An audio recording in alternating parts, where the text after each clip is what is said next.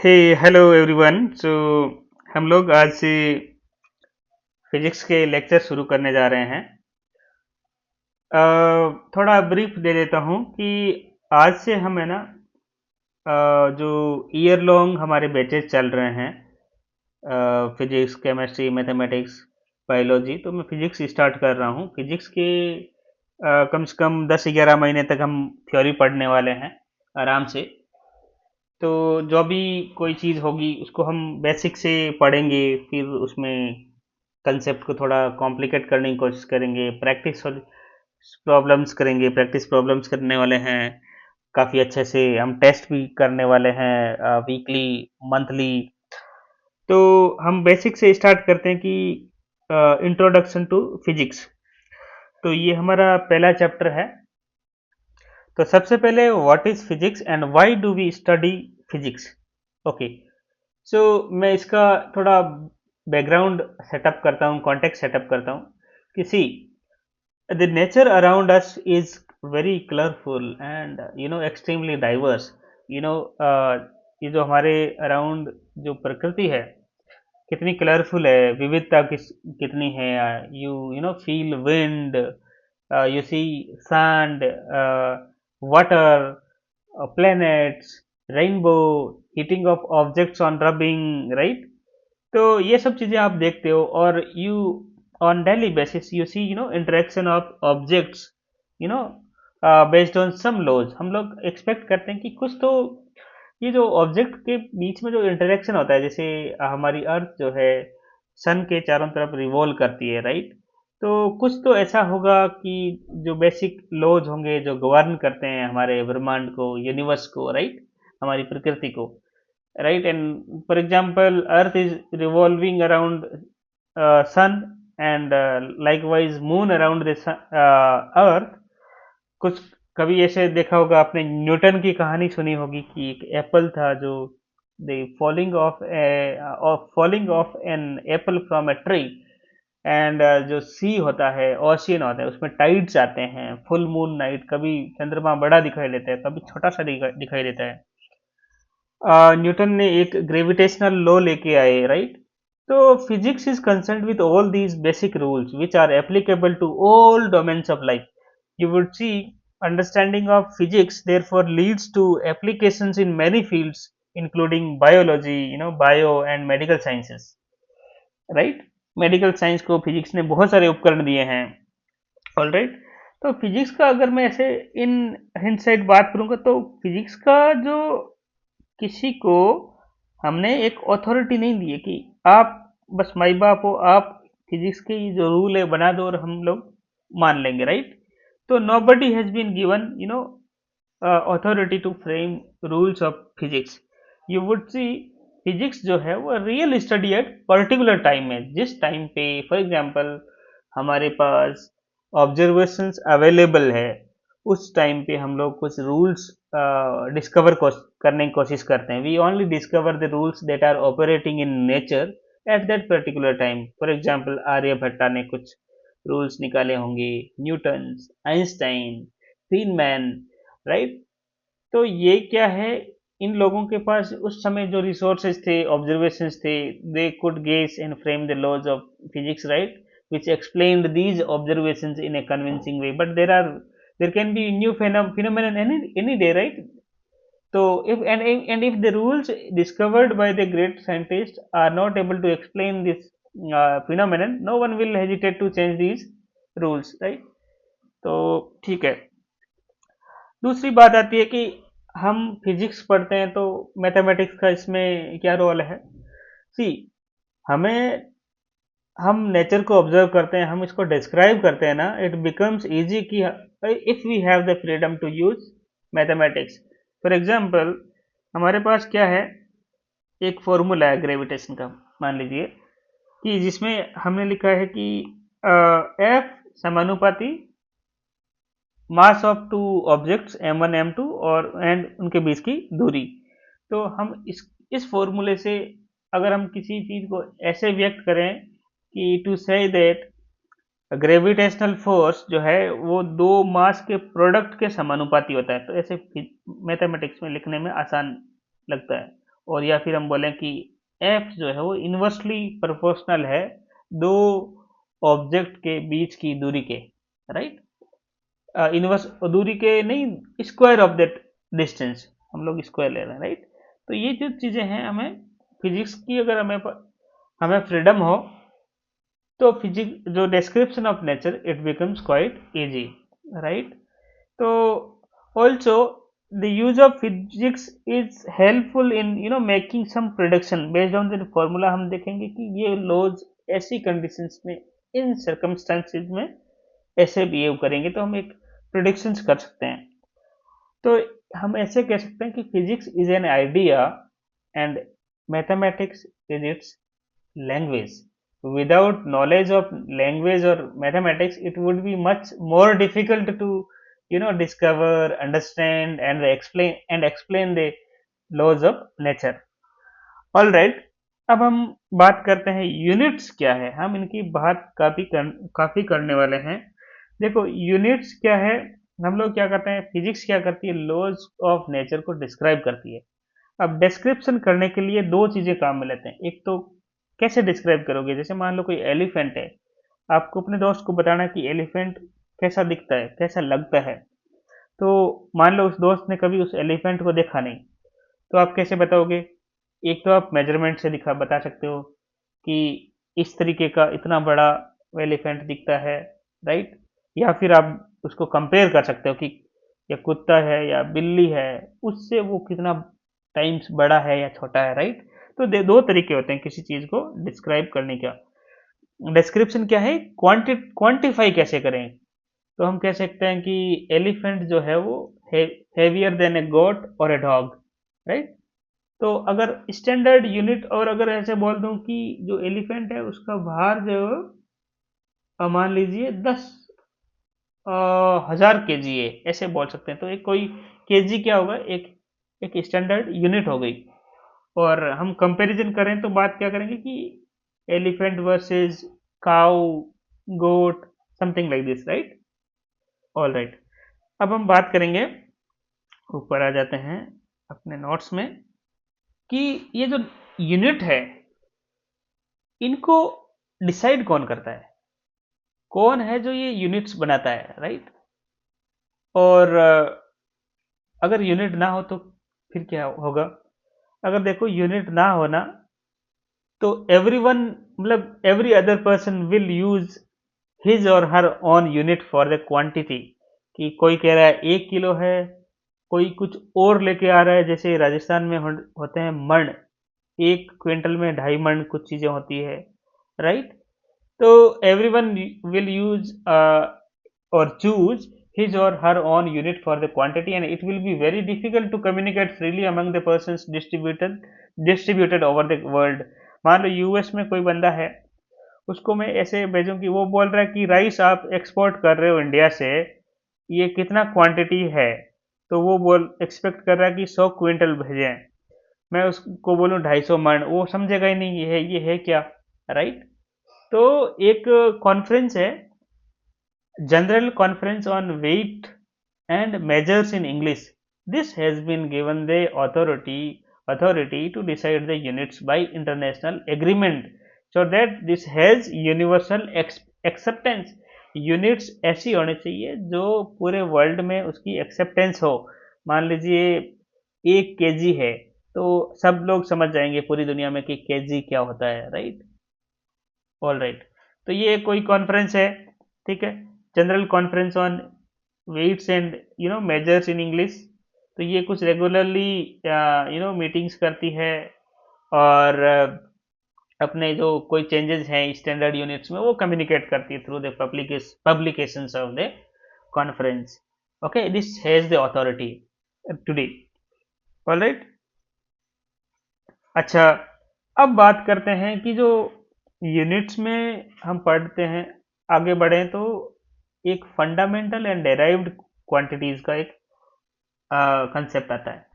तो fundamental quantities क्या है, देखिए, या फिर एलिमेंट्री क्वांटिटीज क्या है, यू नो। अब क्या होता है ना, फंडामेंटल में आप अगर देखेंगे तो ऐसा पाएंगे कि उनको फर्दर तोड़ा नहीं जा सकता, एक तो ऐसे। और fundamental quantities should be independent of each other, and also second rule is all other quantities may be expressed in terms of the fundamental quantities। तो फंडामेंटल क्वांटिटी से हम डेराइव भी कर सकते हैं। डेराइव का सिंपल सा आप नाम से ही पता लगा रहे हैं कि जैसे मान लीजिए आपके पास कोई क्वांटिटी है लेंथ, उसको आप माप रहे हैं मीटर में, तो अब आपको एरिया की क्वांटिटी निकालनी है, तो डेराइव्ड क्वांटिटी हो गई एरिया। क्यों? एरिया इक्वल टू क्या होता है? Area equal to length and चौड़ाई, लेंथ एंड ब्रेथ। लेंथ को किस में मापते हैं? मीटर में। चौड़ाई को भी लीटर में, मीटर में मापते हैं, एम। ठीक है ना? तो ये एरिया का क्या हो गया? एल स्क्वायर, लेंथ का स्क्वायर। लेंथ अगर फंडामेंटल क्वांटिटी है तो मेरा एरिया क्या हो गया? Derived quantities. ओके। और फंडामेंटल क्वांटिटीज को हम बेस क्वांटिटीज भी बोलते हैं। अच्छा, आज वर्ल्ड में कितनी सारी बेस क्वांटिटीज है? तो दोस्तों आपको हैरानी होगी, हमारे पास सिर्फ 7 ऐसी क्वांटिटी है जिनको हम फंडामेंटल क्वांटिटीज बोलते हैं। ठीक है, इनकी हम बात करेंगे। तो थोड़ा देख लेते हैं कि यूनिट्स ऑफ, मान लीजिए इनका यूज कैसे होता है। जैसे मान लो मेरे पास लेंथ है एंड टाइम है, इनको मैं एक डिफाइन कर दिया। लेंथ को मान लिया मैंने मीटर, टाइम को मान लिया मैंने सेकंड। अब मुझे स्पीड निकालना है, तो स्पीड क्या होगी? दूरी बटा चाल। स्पीड इक्वल टू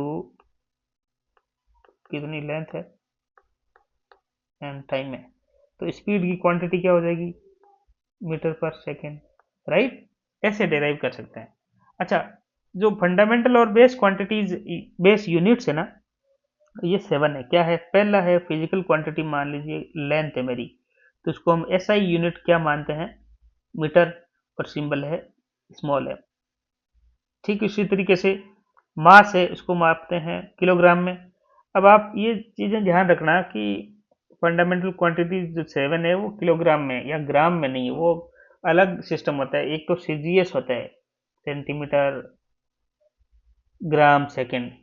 अगर मीटर केजी, जो ये वाला सिस्टम है केजीएस वाला, इसमें हम लेते हैं किलोग्राम लेते हैं, मीटर लेते हैं, सेकंड लेते हैं, और सीजीएस में लेते हैं लेंथ को सेंटीमीटर में, मास को ग्राम में, एंड टाइम को किस में लेते हैं? सेकंड में। ऑलराइट, अब हम बात करते हैं टाइम की। टाइम की देखो, सेकंड होती है एसआई यूनिट, और सिंबल होता है स्मॉल एस। ऑलराइट, टेम्परेचर को देखो, सेंटीग्रेड नहीं लेते हैं, राइट, इसको लेते हैं केल्विन। इन चीज़ों का ध्यान रखना, ऐसे कोई छोटा मोटा सवाल आ सकता है तो फंसो नहीं। फिफ्थ है इलेक्ट्रिक करंट, इसको हम एम्पियर में मापते हैं, ए से रिप्रेजेंट करते हैं। ल्यूमिनस इंटेंसिटी, कितना मतलब चमक है किसी चीज़ की, तो उसको हम करते हैं बल्ब जो होता है, बल्ब कैंडेला में, और इसको रिप्रेजेंट करते हैं सी डी से। अमाउंट ऑफ सब्सटेंस, इसको हम देखते हैं मोल, और एम ओ एल से उसका सिंबल है। अच्छा, ये एरिया वाला हमने एग्जांपल देख लिया। डेराइव्ड क्या है? The units of derived quantities or the units that can be expressed in terms of the base units are called derived units. तो हमारा एरिया मान लीजिए फॉर्मूला है आयत का लेंथ इंटू ब्रेथ, तो क्या हो गया? Metre square. मीटर किसमें, मीटर किसका सिंबल है? लेंथ फिजिकल क्वांटिटीज का। ऐसे ही वॉल्यूम का आ गया, डेंसिटी का आ गया, फोर्स का आ गया, और प्रेशर का आ गया। ठीक है। अच्छा, ये स्पीड वाला भी हमने एग्जांपल कर लिया। क्या है? Distance upon time. Distance and time को अगर आपने डिफाइन कर दिया तो उसके बेस पे स्पीड को भी हम डेराइव कर सकते हैं। Okay, some derived units are named in honour of great scientist. Unit of force है ना, अब हमने न्यूटन के नाम पे रखा हुआ है। फ्रीक्वेंसी का हर्ट्ज, ये दो साइंटिस्ट थे जिन्होंने खोज की। अच्छा, नेक्स्ट टॉपिक है डिमेंशन। डिमेंशन क्या है? डिमेंशन, हम किसी चीज को ऐसे बोलते हैं ना, इस चीज की डिमेंशन क्या है। जैसे हम रेंट पे घर देखने जाते हैं या फिर खरीदने जाते हैं तो देखते हैं कि इस रूम की लंबाई चौड़ाई क्या है। ठीक है, तो इसी तरीके से फिजिक्स में हम देखते हैं कि डिमेंशन क्या है। All physical quantities can be expressed in terms of base quantities. मतलब क्या है? देखो कि जैसे बेस, कोई भी हमारे पास फिजिकल क्वांटिटी है, वो हमें निकालनी है, फोर्स निकालना है, कुछ और कुछ निकालना है, तो इसको हम बेस क्वांटिटीज के जो सिंबल है उनके, उन सिंबल का जो प्रोडक्ट या गुणा करेंगे और उनके ऊपर घात वगैरह लगा देंगे। इसका मतलब यह है, ये है पावर लगा देंगे। जैसे मान ली फोर्स है, तो हमने लास्ट में यहाँ पे देखो मास का एक एम ले लिया। ठीक है, मास ले लिया, इसकी पावर क्या है 1, लेंथ की पावर क्या है 1, टाइम की पावर क्या है -2। एक्चुअली ये इनिशियल वर्ड्स लेते हैं हम कन्वीनियंस के लिए, इसको पूरा समझते हैं। देखो फोर्स इक्वल टू क्या है, F equal to M A. तो यहाँ क्या हो गया, मास इंटू एक्सीलरेशन। ठीक है, ऑल राइट। तो मास का तो अब इसको क्या ही तोड़ोगे, ये एलिमेंट्री हो गया फिजिकल क्वांटिटी, राइट। इसके नीचे कुछ नहीं आएगा, मास के नीचे मास का कोई फर्दर ब्रेकडाउन नहीं हो रहा। एक्सेलरेशन जो है ए इक्वल टू वो होता है वी बाई टी, राइट। तो उन्होंने लिख दिया वेलोसिटी अपॉन टाइम। वेलोसिटी जो होती है वो स्पीड, जो चाल होती है वो होती है दूरी बटा समय। तो हमने लिख दिया लेंथ अपॉन टाइम। टाइम देखो दो बार आ गया, पहले पहले से ही टाइम टाइम था, एक और आ गया लेंथ अपॉन टाइम, टाइम का स्क्वायर हो गया। तो एफ फाइनल क्या हुआ, मास की पावर 1, लेंथ की पावर 1, टाइम की पावर -2। सेम यहाँ पे कर दिया हमने। ठीक है, अब हम देख रहे हैं मास को हमने स्मॉल एम से रिप्रेजेंट कर दिया, सॉरी कैपिटल एम से। ये कन्वीनियंस के लिए करते हैं कि अगर आप डिमेंशनल फॉर्मूला है तो ऐसे थोड़ी लिखने बैठ जाओगे, मास length distance something like this time. तो ये डिमेंशनल फॉर्मूला होता है, इस चीज को बहुत ध्यान रखना आप। ठीक है ना, ऐसे हम बहुत सारी चीजें यूज करने वाले हैं आगे जाके।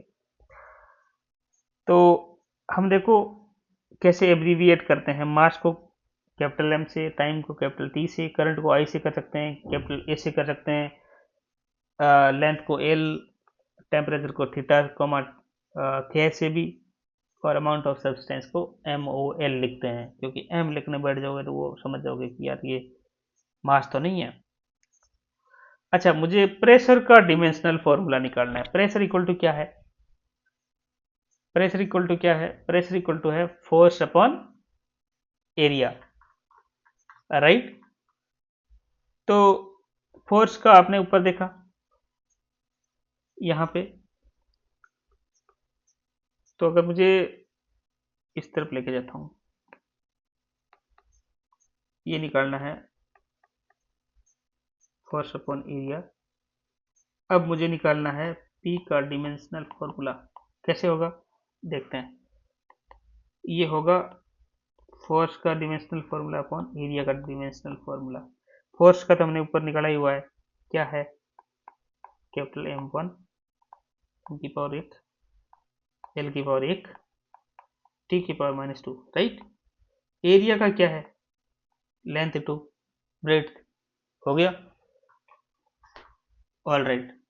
तो इस तरीके से एक एल से एक एल गया, तो पी का जो डिमेंशनल फॉर्मूला है एम की पावर 1, एल की पावर देखो नीचे वो एक बची तो -1 ऊपर लेके आ जाते हैं, टी की पावर -2।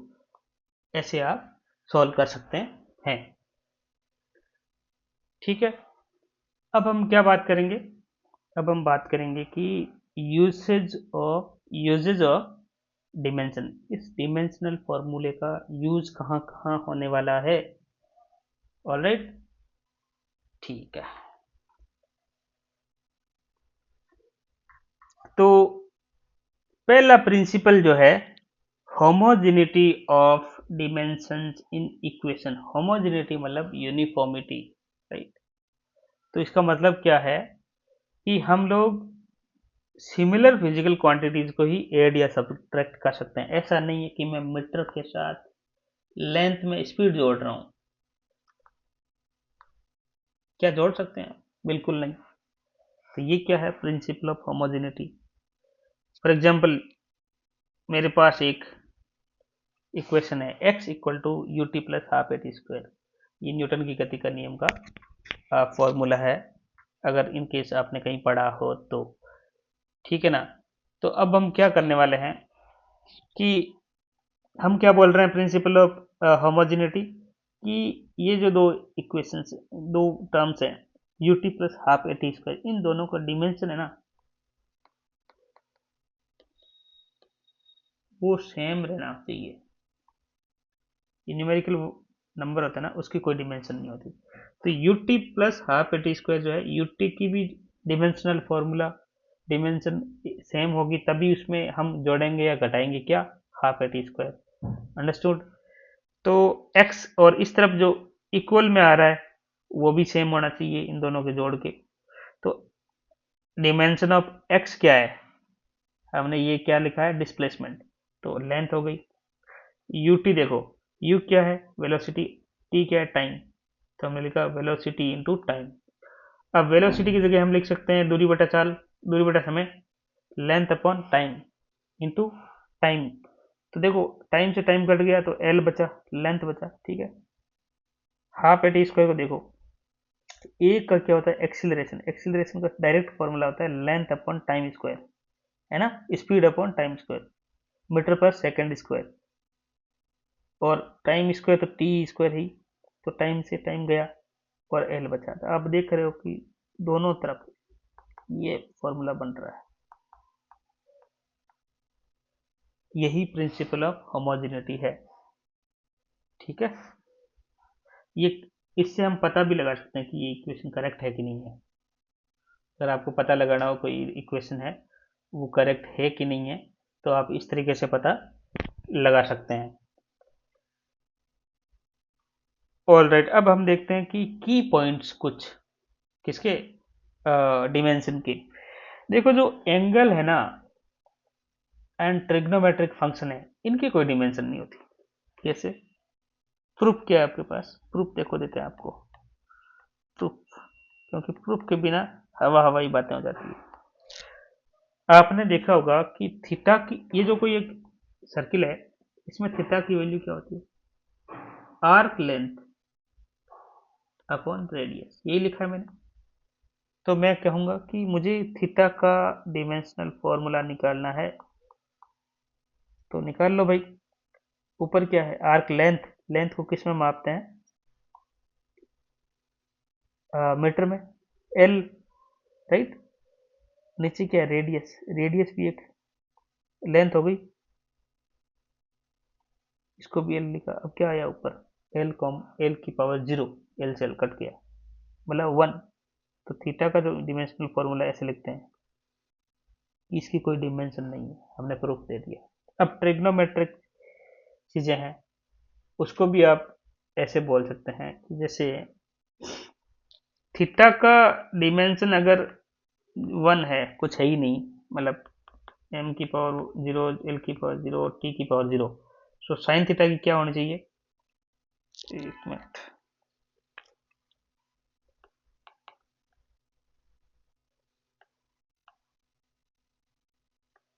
साइन थीटा की भी सेम। तो साइन थीटा कोस थीटा, ये ट्रिग्नोमेट्रिक फंक्शन है ना, ये जो है वो डिमेंशन लेस होते हैं, इनकी कोई डिमेंशन नहीं होती। अब एक्सपोनेंट जो होते हैं ना, वो भी डिमेंशन लेस है, प्रोवाइडेड कि जो base should be A numerical value. जो ये बेस है ना, ई बेस बोलते हैं और इसको एक्सपोनेंट बोलते हैं। ठीक है ना? अगर बेस न्यूमेरिकल वैल्यू है तो आपका जो एक्सपोनेंट होगा वो डिमेंशन लेस होगा। कैसे? इसको मैं कैसे लिखूं भाई? इसको ऐसे लिख सकता हूँ कि minus half A T square, अगर ये डिमेंशन लेस है तो ऐसा होना चाहिए, राइट?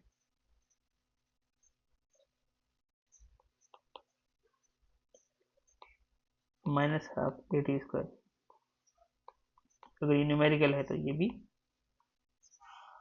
डिमेंशन लेस हुआ। अब दूसरी बात आगे आती है कि लॉगरिथमिक जो फंक्शन है एंड इट्स आर्ग्यूमेंट आर डिमेंशनलेस। कैसे? log a इक्वल टू, हमें निकालना है, तो देखिए कि लॉगरिथमिक फंक्शन, लॉग फंक्शन और इट्स आर्ग्यूमेंट आर डिमेंशन। इसको ऐसे लिख सकते हैं, ए है ना 1, इसका 1 का लॉग लोगे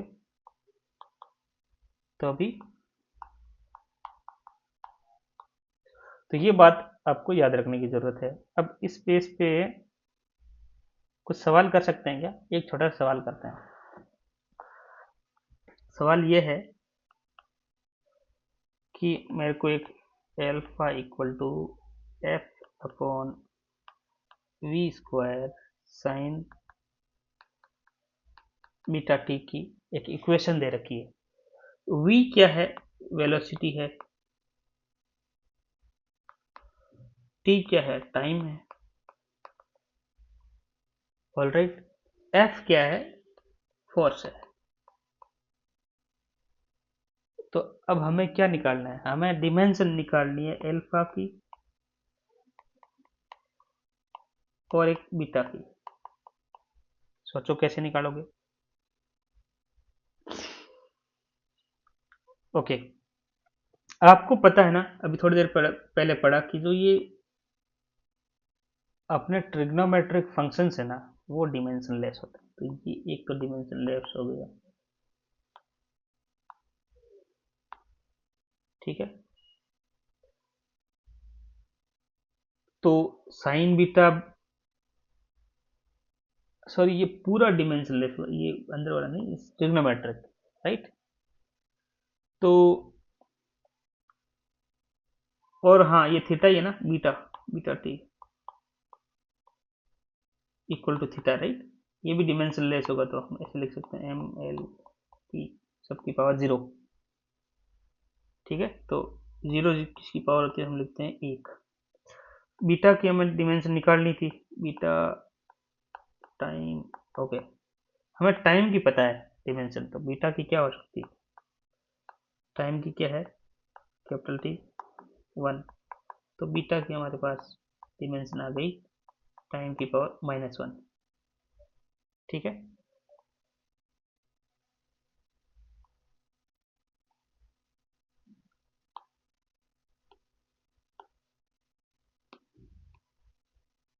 ठीक है, ऑल राइट। अब हम क्या बात करने वाले हैं? एल्फा की। देखो एल्फा की जो डिमेंशन होगी ना, वो होगी एफ की डिमेंशन वी की, वी स्क्वायर की डिमेंशन। क्यों? कि साइन बीटा की डिमेंशन जो है, साइन थीटा है या जो भी है ट्रिग्नोमेट्रिक, उसकी जो डिमेंशन है ना, फाइनली होती है 1 या 0, सॉरी 1। और एक्चुअली उनको हम बोलते हैं डिमेंशनलेस। तो देखो फोर्स की आपको पता होगी, हमने अभी थोड़ी देर पहले 2 बार यूज की, एक बार डेराइव की, फिर हमने यूज किया फोर्स प्रेशर में। प्रेशर में क्या होता है? Force upon area, right. तो फोर्स की हमने लिखी थी कि एम की पावर 1, एल की पावर 1, टी की -2। अब वेलोसिटी स्क्वायर है, तो वेलोसिटी क्या होता है? मीटर पर सेकंड। तो मीटर को लेंथ में पर सेकंड में टाइम और ऊपर स्क्वायर, ये 2। देखो एम की पावर 1, एल की पावर 1, टी की पावर -2, नीचे क्या है? एल स्क्वायर टी की पावर -2, घात पर घात गुणा हो जाती है, ठीक है। अब एक एल से एक एल गया और टी स्क्वायर से टी स्क्वायर गया, माइनस का है, ठीक है। ऊपर क्या बचा? एम, नीचे क्या बचा? एल। तो ये हो गया,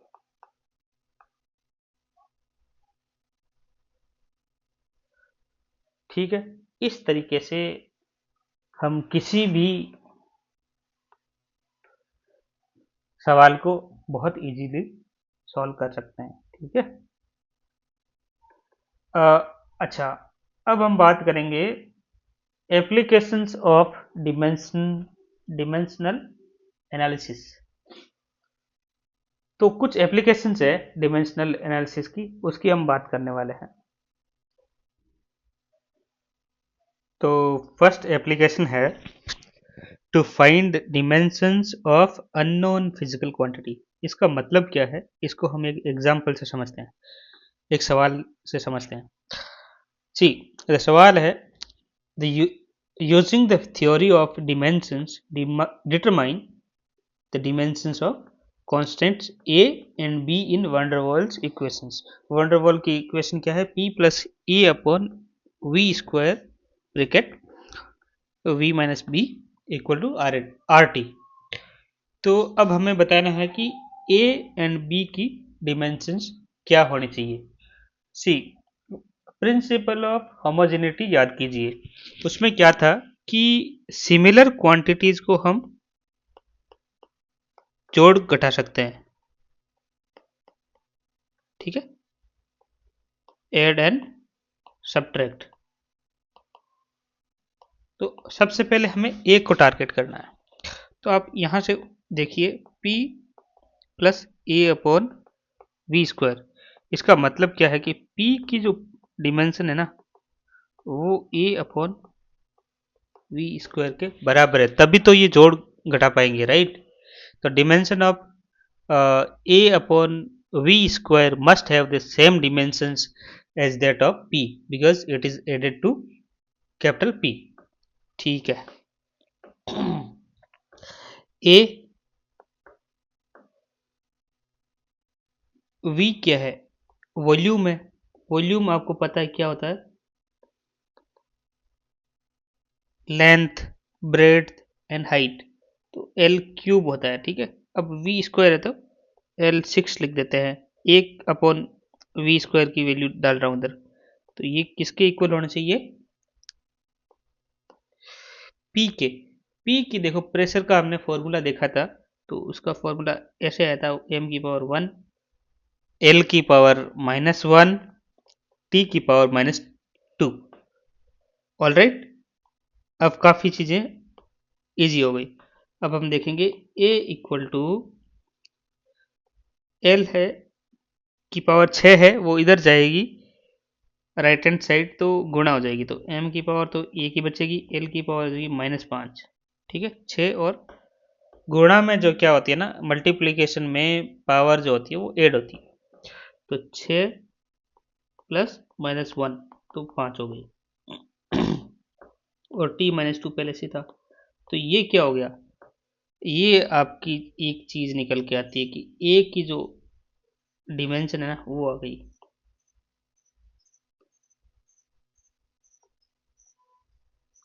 ठीक है, अब क्या बचा, b।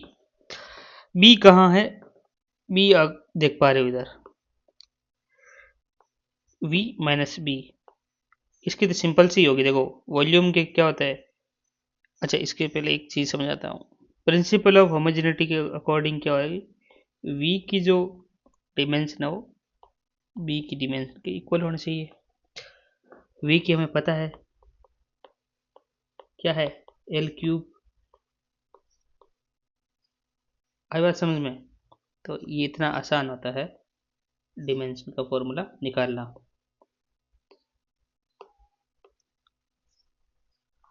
ऑल राइट, अब हम बढ़ते हैं सेकेंड एप्लीकेशन की तरफ। सेकेंड एप्लीकेशन ये है कि to check correctness of equation using principle of homogeneity. अगर आपको याद हो तो ये हमने कहीं पे पहले भी किया है कि अगर कोई इक्वेशन दे रखी है, हमें देखना है कि वो करेक्ट इक्वेशन है कि नहीं है, करेक्टनेस, तो हम उसको पता कर सकते हैं। तो जैसे कि आपको फॉर्मूला, ये जो कुछ फॉर्मूला होता है आपने देखा होगा, F equal to M V square upon R. ये कोई सर्कुलर मोशन में एक फॉर्मूला होता है जिसमें इतना फोर्स लगता है बाहर की तरफ, M V square upon R. इसको हम आगे पढ़ेंगे। लेकिन अगर आप भूल गए, आपको लगा कि यार ये सही है या ये फॉर्मूला सही है, तो ये भी आप यहाँ से पता कर सकते हैं using applications of dimensional analysis. तो डिमेंशनल एनालिसिस इसका निकालते हैं। तो सबसे पहले हमें पता होना चाहिए कि LHS में क्या है, F है, इसका डिमेंशन जो है mv² r या mv² r स्क्वायर के इक्वल होना चाहिए, राइट। तो लेफ्ट हैंड साइड जो है फोर्स है, फोर्स का फॉर्मूला होता है m⁴1 l⁴1 t⁻²। ठीक है। अब RHS में 2 है। सबसे पहले हम देख लेते हैं गलत वाला, क्योंकि हमें पता है mv² r² तो होता नहीं है। m की वैल्यू क्या है, मास है m, तो m1। वेलोसिटी आपको पता है क्या होता है, लेंथ मीटर पर square second, metre second square, right.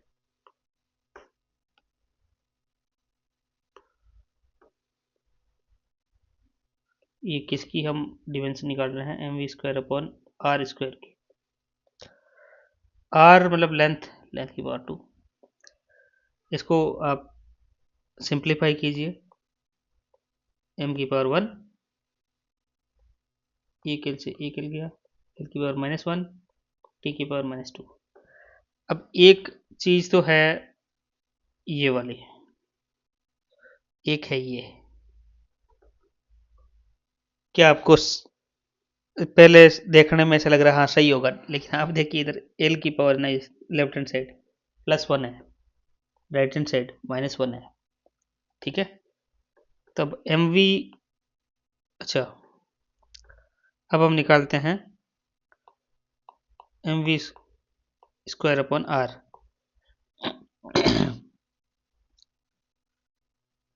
क्या इसमें मैंने कहीं थोड़ा एक चीज गलत कर दी है, मुझे ऐसे लग भी रहा है कि राइट हैंड साइड है ना v² था, तो इसकी पावर 2 होनी चाहिए थी, और यहाँ LT-1 दोबारा लिख लेते हैं, कोई बात नहीं, इसको मिटा देता हूँ।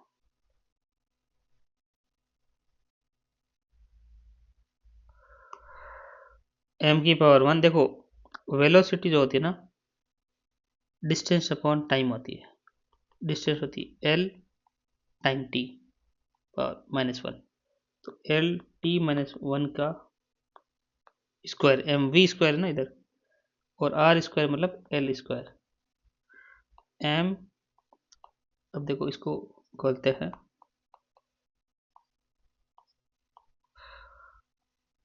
ये गया है ना, l से l, अब सीधा दिख रहा है।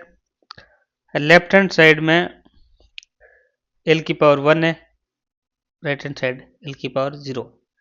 तो ये वाला तो गलत है, f = mv²/r² तो नहीं है। तो अब देखते हैं mv²/r का डिमेंशनल फॉर्मूला, तो कैपिटल M, v का वही LT-1 का होल स्क्वायर अपॉन रेडियस का l। अच्छा, तो RHS क्या आ रहा है, l, इसको खोलते हैं, m1 l² t-2 upon l, एक l से एक l गया, तो RHS से बचा m⁴1 l⁴1 t-2। अब दोस्तों आप इस चीज को देखिए और इस चीज को देखिए, राइट हैंड साइड को, दोनों एग्जैक्ट सेम आ रहे हैं। तो क्या प्रूव हुआ कि f का फॉर्मूला जो है ये वाला ठीक है। तो सेकेंड एप्लीकेशन क्या हुआ, to check the correctness of an equation using principle of homogeneity of dimension. ठीक है, I think that is correct. And अब हम बढ़ते हैं आगे एक थर्ड एप्लीकेशन की तरफ। थर्ड एप्लीकेशन इधर है, देखो एप्लीकेशन क्या है, to derive relationship between different physical quantities. क्या एप्लीकेशन है कि हम है ना डिमेंशनल फॉर्मूलाज, डिमेंशन जो फॉर्मूले हैं, डिमेंशनल एनालिसिस है, उसका एक एप्लीकेशन ये है कि हम डिफरेंट फिजिकल क्वांटिटीज है ना, उनके बीच में एक संबंध या रिलेशनशिप एस्टेब्लिश कर सकते हैं। इसको समझने के लिए भी एक सवाल करना पड़ेगा। मान लीजिए हमने एक नॉन फैक्टर रखा है कि जो टी है ना, रेवोल्यूशन टी, ये सवाल कर रहा हूं, एक रेवोल्यूशन टी है ऑफ ए सैटेलाइट, एक सैटेलाइट है जो अर्थ के चारों तरफ रिवॉल्व कर रहा है और उसका रेवोल्यूशन क्या है, टी। और ये किस पे डिपेंड कर रहा है, universal gas gravitational constant. Okay, तो and mass of the earth and radius of the circular orbit. अब मुझे नहीं पता कि जी, एम और आर की घात क्या होगी या पावर क्या होगी, तो मैं मान लेता हूं कि इस तरीके से है। ठीक है, तो मैं इस तरीके से मान लेता हूं कि dimension of t should be equal to c की पावर ए, एम की पावर बी, आर की पावर सी, ऐसे मान सकता हूं, कोई इश्यू नहीं है। ओके, इस तरफ क्या है, लेफ्ट हैंड साइड में टी, टाइम। तो टाइम का डिमेंशन क्या होता है, एम की पावर 0, एल की पावर 0, टाइम की पावर 1। ठीक है, राइट हैंड साइड में जी है पहला। देखो जी का फॉर्मूला आप पहले से, ग्रेविटेशनल कांस्टेंट है ना, उसका मैं आपको बता देता हूँ कि एक्चुअली होता क्या है। सबसे पहले उसको आप बाद में कभी निकालेंगे। इसका फॉर्मूला था जी इक्वल टू एम की पावर -1, एल की पावर 3, टी की पावर -2। इसकी होल पावर क्या होगी, ए। तो ये किस चीज़ का है, dimensional formula, universal gravitational constant. अगर जब हम ग्रेविटेशन का चैप्टर पढ़ेंगे ना, तब भी ये डिमेंशनल फॉर्मूला निकाल के मैं आपको बताऊंगा। तो अभी के लिए ये मान लीजिए एम क्या है, सीधा एम का एम ही, तो एम की पावर बी। आर क्या, रेडियस, तो एल। ठीक है, अब देखिए घात पर घात है, एम की पावर -1 और ऊपर ए, तो गुणा हो जाएगी, एम की पावर -1 -a, एल की पावर 3a, टी की पावर -2a। समझ में आ रहा है, एम की पावर बी, एल की पावर सी। अब ठीक है, एम एम के जोड़ दो, एल एल के जोड़ दो, टी टी के जोड़ दो टर्म्स। तो एम की पावर -a इधर है, इधर बी है, तो -a प्लस बी आता है समझ में। अब एल की टर्म्स क्या है, इधर 3a, इधर क्या है सी, 3a प्लस सी। टी की पावर क्या, यहाँ पे है -2a, that's it. Left hand side में है, ओके। अच्छा, अब हम क्या कर सकते हैं, तो हम कंपेयर करने हैं एक्सपोनेंट्स, जो पावर्स है ना उनको कंपेयर करते हैं, कंपेयरिंग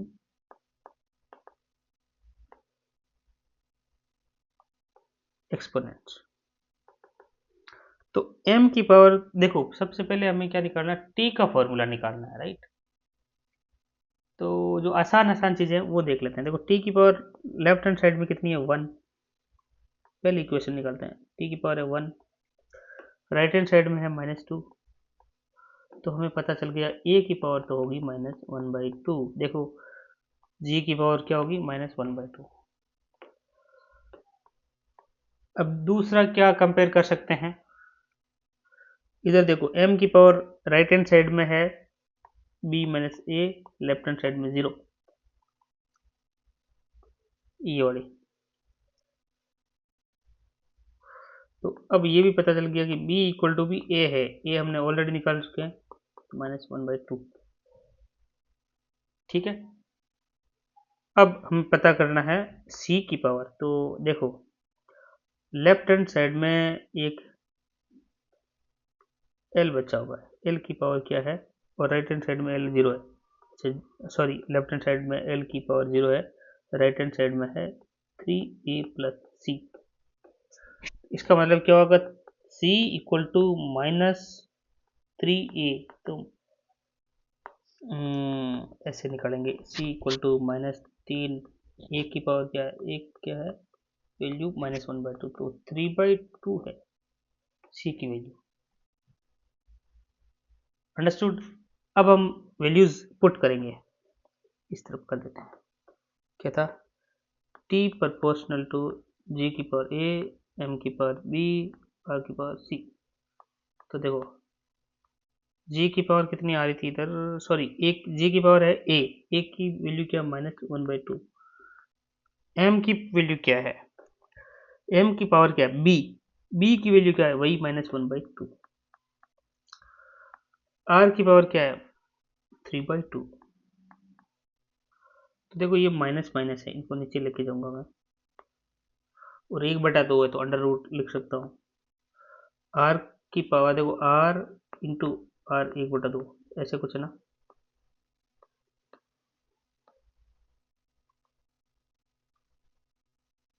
क्या ऐसे लिख सकता हूँ, इसको छोड़ो ऐसे मत लिखो।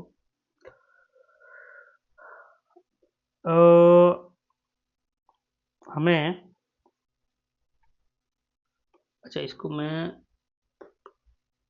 ऊपर वाली वैल्यूज को डायरेक्ट लिख सकता हूँ भाई, r की पावर 3/2, तो t प्रोपोर्शनल तो ऐसे लिख सकता हूँ, t प्रोपोर्शनल r की पावर क्यूब,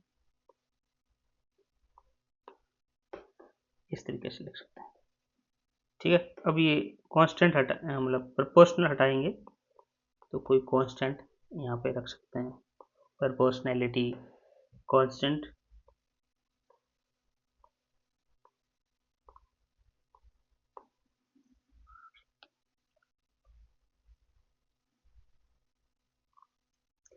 तो हमने क्या निकाल दिया, हमने t का एक डिमेंशनल एनालिसिस के थ्रू एक एक्सप्रेशन निकाल दी।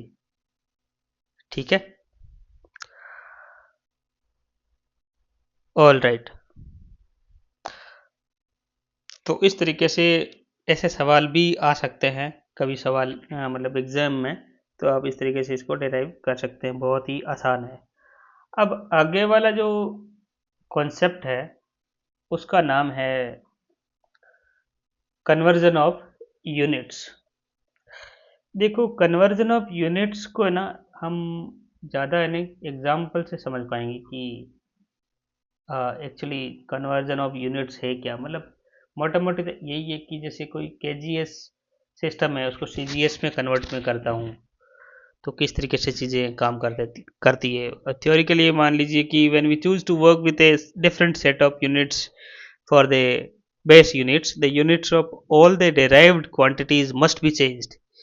So dimensions can be used in finding like the conversion factor for the unit of a derived physical quantity from one system to another, क्योंकि कोई फैक्टर होगा उससे गुणा भाग होगा तभी हम एक सिस्टम से दूसरे सिस्टम में उसको फिजिकल क्वांटिटीज को हम कन्वर्ट कर पाएंगे। ठीक है ना। ओके, तो सपोज इसका ना एक एग्जांपल कर लेते हैं, मान लीजिए एक the unit of pressure is 1 pascal. Pressure जो है, ओके जस्ट सेकेंड,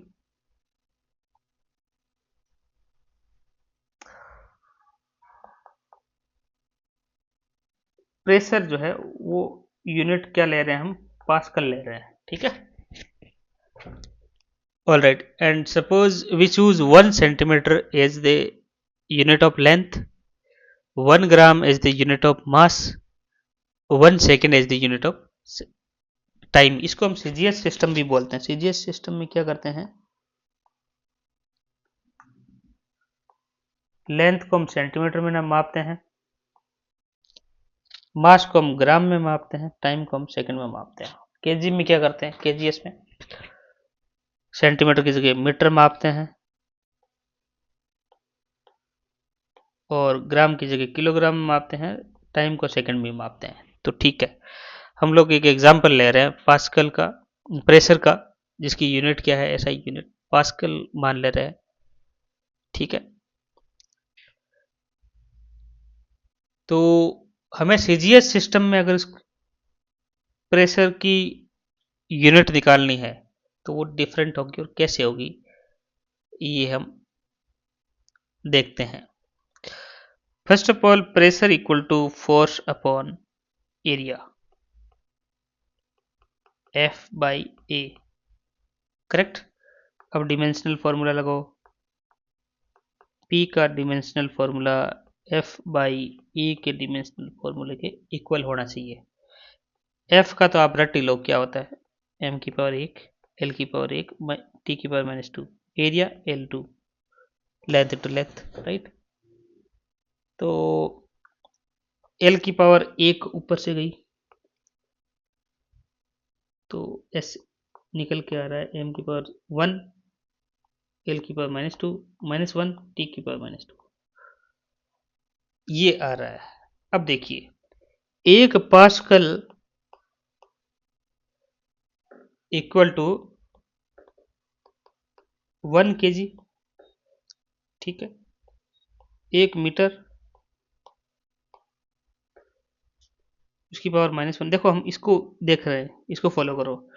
तो इधर लेफ्ट हैंड साइड पास्कल ले रहे हैं, राइट हैंड साइड मास की पावर एक है मतलब केजी, एल की पावर मतलब माइनस एक है metre, T equal to minus two है तो सेकेंड जो है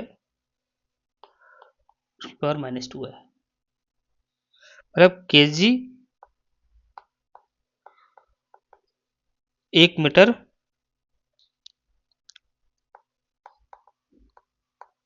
सेकेंड की power minus two equal to 1 pascal. अब एक सीजीएस लेते हैं, CGS system, sorry 1 CGS pressure मान लीजिए इधर इस साइड। तो 1 ग्राम मीटर की जगह सेंटीमीटर, टाइम की जगह सेकेंड, ऑल राइट। अब देखो एक, ये इक्वेशन एक है, ये इक्वेशन दो है, एक इक्वेशन में दूसरी इक्वेशन का भाग दे दो तो ऊपर क्या आ रहा है 1 पास्कल अपॉन 1 सीजीएस प्रेशर, ऊपर क्या है 1 kg, 1 मीटर की पावर माइनस वन, सेकेंड की पावर माइनस टू, नीचे क्या आ रहा है 1 ग्राम, 1 सेंटीमीटर और सेकंड, सेकंड से सेकंड को तो काट ही दो। तो देखो पास्कल अपॉन सीजीएस प्रेशर, इन दोनों को किलोग्राम और ग्राम को सेम करने के लिए हमें ऊपर लिखना पड़ेगा 10 की पावर 3 हजार ग्राम होते हैं, राइट। एक ऊपर मीटर को भी लिखना पड़ेगा 100 सेंटीमीटर माइनस वन, नीचे क्या आ रहा है 1 ग्राम, 1 ग्राम हो गया और नीचे क्या है 1 सेंटीमीटर, ठीक है। तो देखो क्या चीजें हो रही है, ऊपर हो रही है 10 की पावर 3, 10 की पावर 2, 100 को ऐसे लिख सकते हैं और ग्राम से ग्राम सीएम से सीएम गया और इसकी पावर है माइनस वन, माइनस से तो नीचे ले आओ भाई, 10 की पावर 3 अपॉन 10 की पावर 2 तो 10 बचा। तो मतलब pascal upon CGS pressure equal to 10। तो सीजीएस, तो एक पास्कल क्या है 10 सीजीएस के जैसे के इक्वल है। तो एक सिस्टम से दूसरे सिस्टम में आप लेके गए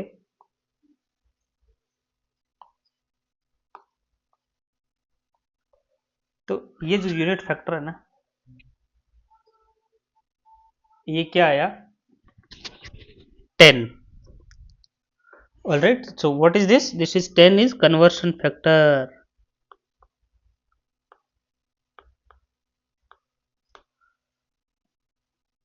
बहुत इजी है, all right. So now thus knowing the conversion factors for the base quantities, one can work out the conversion factor for any derived quantity if the dimensional formula of the derived quantity is known. All right. अब एक application ऐसा भी होता है कि how do we deduce relation among the physical quantities. All right. Sometimes dimensions can be used to deduce a relation between the physical quantities. जैसे कि हमने अभी एक सैटेलाइट था जिसका रेवोल्यूशन टी था और वो ग्रेविटेशनल कांस्टेंट टी अर्थ के मास एम और रेडियस आर पे वो रेवोल्यूशन की जो रेडियस है आर पे डिपेंडेंट था, तो हमने कुछ फिजिकल क्वांटिटीज के अंडर एक you know in between these quantities we deduced the formula for revolution which is t. So if one knows the quantity on which a particular physical quantity depends, कि भाई हमें पता है कि revolution जो था वो ग्रेविटेशनल कांस्टेंट अर्थ के मास एंड रेवोल्यूशन की जो त्रिज्या है रेडियस पर डिपेंड करता है, तो we can guess depend like I mean, if one knows the quantities on which a particular physical quantity depends, and if one guesses that this dependence is of product type, method of dimensions may be useful in the derivation of the relation. तो हमने एक simple pendulum का भी example लेके ऐसे try कर सकते हैं, जिस तरीके से हमने रेवोल्यूशन ट्राई किया था. ऑलराइट. तो आगे बढ़ते हैं कि लिमिटेशंस क्या है. आई थिंक आप ऐसे ट्राई करना, ये आपके लिए एक होमवर्क है. एक आपको दे रखा है सिंपल पेंडुलम,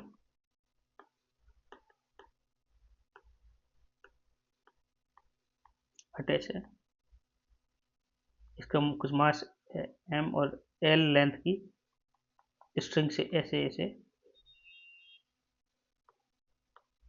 घूम रहा है. ठीक है. तो इसका जो टाइम पीरियड है ना, ये टाइम रेवोल्यूशन का, सपोज ये किस पे डिपेंड कर रहा है, लेंथ पे, लेंथ की पावर ए, ये मान लो मास एम है, मास की पावर बी, और ग्रेविटी लग रही है नीचे की तरफ जी. ये आपको डिड्यूस करके लाना है कि एल की पावर क्या बनेगी, एम की पावर क्या बनेगी, जी की पावर क्या बनेगी.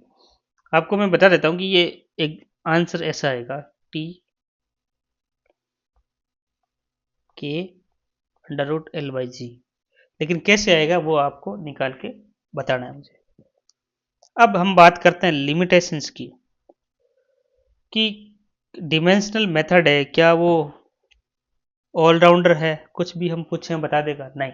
Dimensional, although dimensional analysis is very useful in deducing certain relations, it cannot lead us too far. For example, ये न्यूटन की गति का नियम है, एक मतलब इक्वेशन है. तो हम कहेंगे कि ये है ना, इस तरीके का कुछ चीजें बन रही है ना, ऐसा होगा. तो ये जो न्यूमेरिकल वैल्यू है ना, इसका कोई मोल नहीं है. जो limit dimensional formula would say कि इवन दो ये भी सही है, हमें पता है यहाँ पे हाफ आता है 1/2 टी स्क्वायर आ रहा है, बट डिमेंशनल फॉर्मूले से ये एक्सप्रेशन भी गलत नहीं होगी. So the numerical constants having no dimensions can not be deduced by the method of dimensions. जो ये जो न्यूमेरिकल कांस्टेंट है ना, वो हम एक्सपेरिमेंट से ही पता कर पाएंगे फिर बाद में, ये हम डिमेंशनल एनालिसिस से पता नहीं कर पाएंगे.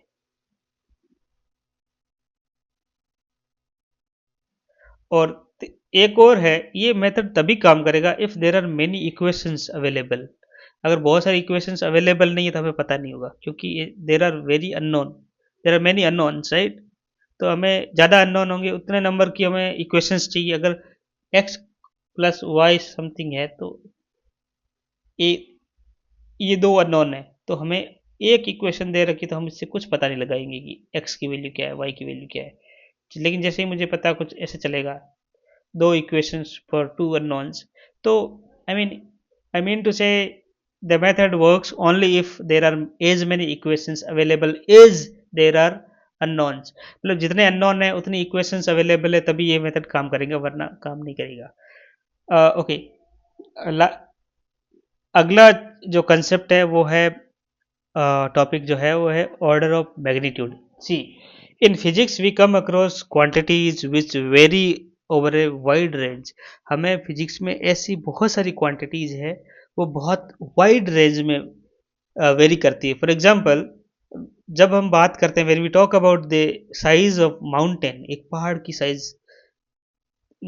साइज है, उसकी हम अज्यूम करते हैं, साइज को हम अप्रोक्सीमेट करते हैं। और दूसरा, हम एक टिप ऑफ ए पिन की जो टिप है उसकी साइज की बात करते हैं। हम देखते हैं ना कि अर्थ की रेडियस क्या है, फिर हम छोटा सा एक सर्कुलर मोशन की बात करते हैं, राइट। इलेक्ट्रॉन प्रोटॉन जो कैसे अपनी कक्षा में घूमते हैं उनकी बात करते हैं। तो we talk of the general like our galaxy and the mass of hydrogen atom. एक हाइड्रोजन अणु है, परमाणु है, उसके मास की बात करते हैं। और फिर हम बात करते हैं गैलेक्सी की, देखो कितना वाइड रेंज आ गया, राइट। तो so it becomes quite difficult to get a feel of largeness, कि कितना बड़ा परमाणु होगा, कितनी बड़ी गैलेक्सी होगा। तो मतलब it becomes quite difficult to get a feel of largeness or smallness of such quantities. To express such widely varying numbers, one uses the powers of 10 method। तो हम लोग क्या करते हैं, किसी भी नंबर को ना, क्वांटिटी को इस तरीके से रिप्रेजेंट करते हैं, a इंटू बी, सॉरी ये गलत है, ओके, a इंटू 10 की पावर b, कि 10 की पावर कुछ रखते हैं, 10 की पावर 10, 10 की पावर -10, समथिंग लाइक दिस। तो order of magnitude we quantify like this. All right,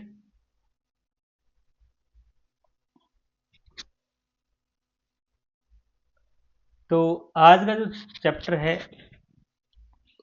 ठीक है, introduction of physics ends here. I hope ये काफ़ी हमने डिटेल में कवर किया और आपके लिए बहुत यूजफुल रहेगा।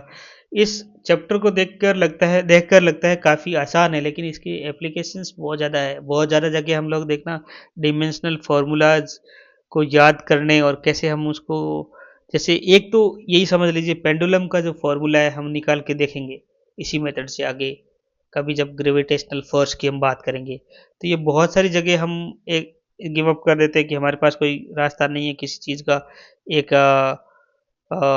उस फॉर्मूला डिड्यूस करने का। तो हम लोग डिवेशनल फार्मूले पे फॉल बैक करने वाले हैं।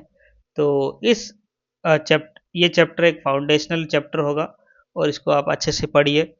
और इस पर सवाल भी आ सकते हैं, ऐसा नहीं है कि इस पर सवाल नहीं आएंगे। All right, thank you everyone, I will see you in the next.